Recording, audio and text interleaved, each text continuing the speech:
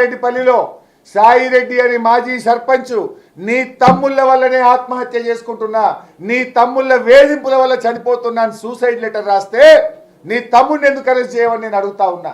నీ తమ్ముడికో rule ప్రజలకో rule ఉంటుందా? నీ తమ్ముడిని ఎందుకు అరెస్ట్ చేయలేవు నువ్వు? నీ తమ్ముడి విషయంలో కాంగ్రెస్ పార్టీకి నీ తమ్ముడికి నువ్వు ముఖ్యమంత్రి ఉన్నావు కనుక చట్టం చుట్టమైందా? కనీసం ఎఫ్ఐఆర్ కూడా నమోదు చేయలేదు, కేసు నమోదు చేయలేదు, వాళ్ళను బెదిరించి భయభ్రాంతులకు గురి చేసినావు కదా నువ్వు. ఏదో బాగా ప్రేమ ఉన్నట్టు మాట్లాడుతుండు. మరి ఒక గిరిజన విద్యార్థి వాంకిడి హాస్టల్లో నీ ప్రభుత్వం అన్నం పెట్ట చేత కాకపోతే విషాహారం తిని శైలజ అనే అమ్మాయి 10-12 రోజులు నిమ్స్ ఆసుపత్రిలో చావుతో కొట్టుమిట్టాడి పోరాడి శ్వాస విడిచింది. మరి ఆ శైలజను పరామర్శించడానికి రేవంత్ రెడ్డికి ఒక్క నిమిషం టైం దొరకలేదా? నీ మంత్రులకు ఒక్క నిమిషం టైం దొరకలేదా? చివరికి అమ్మాయి చనిపోతే అంత్యక్రియలకు కూడా వెళ్లకుండా మా ఎమ్మెల్యే గారు కోవా లక్ష్మి గారిని అర్ధరాత్రి 12 గంటలకు అరెస్ట్ చేసినావు కదా రేవంత్ రెడ్డి. ఇదా నీ ప్రజాపాలన? పెద్ద నీకేదో ప్రేమ ఉన్నట్టు మాట్లాడుతున్నావు. సరే, దురదృష్టకరం. ఆ సంఘటన ఎవరు చనిపోవాలని కోరుకోం, కానీ ప్రేమ అందరి మీద ఉండాలి కదా. నీకు అవసరమైతే ప్రేమ, లేకపోతే విషమా? శైలజని ఎందుకు నువ్వు పరామర్శించలే? శైలజ కుటుంబాన్ని నువ్వు ఎందుకు ఆదుకోలేదు? శైలజ అంత్యక్రియలకు మా ఎమ్మెల్యే గారిని పోనీయకుండా ఎందుకు అరెస్ట్ చేసినావు అని నేను అడుగుతా ఉన్నా.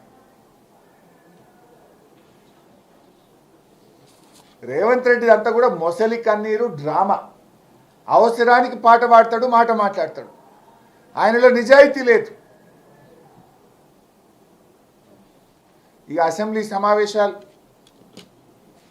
మీరే సాక్ష్యం. అసలు అసెంబ్లీ అంటే ఒక శాంటిటీ. రాష్ట్ర ప్రజలు శాసనసభను ఒక దేవాలయంగా చూస్తాం. శాసనసభ అనేది ఈ రాష్ట్రంలో అత్యున్నతమైన చట్టసభ. ఆ సభలో ఒక చర్చ జరిగినా, ఒక మాట మాట్లాడినా దానికి ఒక గౌరవం, ఒక విలువ ఉండాలి. కానీ రేవంత్ రెడ్డి గారు ఆయన సభానాయకుడే ఇందాక నేను చెప్పినట్టు కాళేశ్వరంలో 20 లక్షల ఎకరాలు సాగైతే 50,000 ఎకరాలే సాగైందని మాట్లాడుతాడు. అన్ని అబద్ధాలు. అట్లా చూసుకుంటూ పోతే ఉత్తమ్ కుమార్ రెడ్డి గారు నీటిపారుదల శాఖ మంత్రి మొన్న అసెంబ్లీలో మాట్లాడుతూ 10 ఏళ్ల బీఆర్ఎస్ పాలనలో ఒక్క ఉద్యోగం ఇవ్వలేదన్నాడు.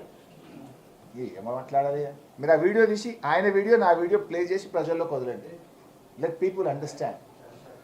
మేము 1156 ఏఈ అసిస్టెంట్ ఎగ్జిక్యూటివ్ ఇంజనీర్ ఉద్యోగాలు ఇచ్చాం, 469 ఏఈ ఉద్యోగాలు ఇచ్చాం, 212 జేటీఓ ఉద్యోగాలు ఇచ్చాం. అన్నీ కలిపి ఒక ఇరిగేషన్ శాఖలో 2094 ఉద్యోగాలు మేమిస్తే ఉత్తమ్ కుమార్ రెడ్డి అసెంబ్లీలో మాట్లాడతాడు 10 ఏళ్ల బీఆర్ఎస్ పాలనలో ఒక్క ఉద్యోగం ఇవ్వలేదని ఉత్తమ్ కుమార్ రెడ్డి మాట్లాడితే అది శాసనసభనా ఇంకేమన్నా కాంగ్రెస్ పార్టీ ఆఫీసా?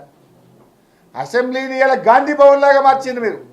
గాంధీ భవన్లో గత 10 ఏళ్ళు అబద్ధాలు చెప్పిందే చెప్పి గాంధీ భవన్లో 10 ఏళ్ల బీఆర్ఎస్ పాలన మీద గోబల్స్ ఎట్లయితే ప్రచారం చేసిండ్రో ఇవాళ అసెంబ్లీలో కూడా అవే గోబల్స్ ప్రచారం చేస్తున్నారు. అప్పు 4,17,000 అయితే జూపల్లి 8 లక్షలు అంటాడు, ముఖ్యమంత్రి 6,30,000 అంటాడు, బట్టి విక్రమార్కనేమో 6,87 అంటాడు. ఏంది? అప్పుల విషయంలో అబద్ధాలే, కాళేశ్వరం నీటి పారకంలో అబద్ధాలే, ఇకపోతే ఉద్యోగాలు ఉత్తమ్ కుమార్ రెడ్డి ఉద్యోగాలు ఇచ్చే విషయంలో అబద్ధాలే. రాజేందర్ రెడ్డి అని ఒక ఎమ్మెల్యే, కాంగ్రెస్ ఎమ్మెల్యే అంటాడు ఒక్కో బీఆర్ఎస్ ఎమ్మెల్యే 1000 కోట్లు సంపాదించాడు. ఏం అబద్ధాలు? అంటే నోటికి వచ్చినట్టు మాట్లాడు. స్పీకర్ గారు కూడా వాటిని ఎక్స్పెల్ చేయకపోవడం, తిరిగి ఆన్సర్ చెప్పడానికి మాకు అవకాశాలు ఇవ్వకపోవడం. ఫార్ములా ఈ రేస్ మీద కూడా చర్చించాలని మేము అడిగాం, దాని మీద కూడా ఈరోజు మాట్లాడలేదు. నీ పాలనలో ఏముంది రేవంత్ రెడ్డి గారు? 54 మంది గురుకుల పాఠశాల విద్యార్థులు నీ ఏడాది పాలనలో చచ్చిపోయింది. నీ ఏడాది పాలనలో 89 మంది ఆటో డ్రైవర్లు ఆత్మహత్య చేసుకున్నారు, 29 మంది చేనేత కార్మికులు ఆత్మహత్య చేసుకున్నారు, 450కి పైగా రైతులు ఆత్మహత్య చేసుకున్నారు. నీ పాలనలో 1000కి పైగా రేప్ కేసులు జరిగినాయి. ఈ రాష్ట్రంలో దాదాపు 390 ప్రొటెస్టులు జరిగినాయి. కుక్క కాటులు, పాము కాటులు, తేలు కాటులు నిత్యకృత్యమైపోయినాయి. వేలాది మంది విద్యార్థులు విష ఆహారం బాలిన పడ్డది నీ పాలన. సో ఈ రకంగా రేవంత్ తన తప్పిదాలను, తన చేతగాంతనాన్ని, తన ఫెయిల్యూర్స్ని కప్పుపుచ్చుకోవడానికి